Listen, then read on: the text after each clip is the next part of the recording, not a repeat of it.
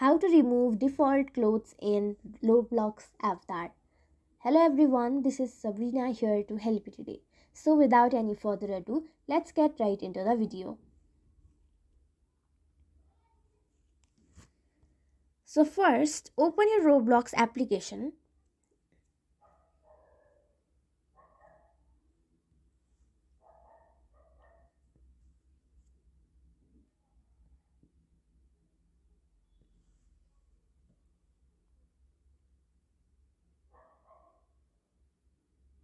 Then in this middle section, go to avatar. And now, as this is not my default cloth, but if you want to remove the default cloth, all you have to do is go to clothing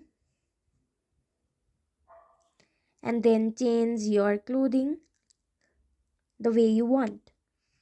After that, go to accessories or heads, and you can change the color of your head and also the shape of it. You can also change your skin color.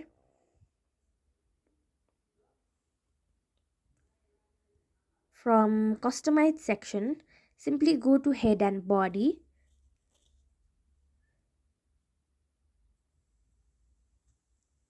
and change your skin tone from here.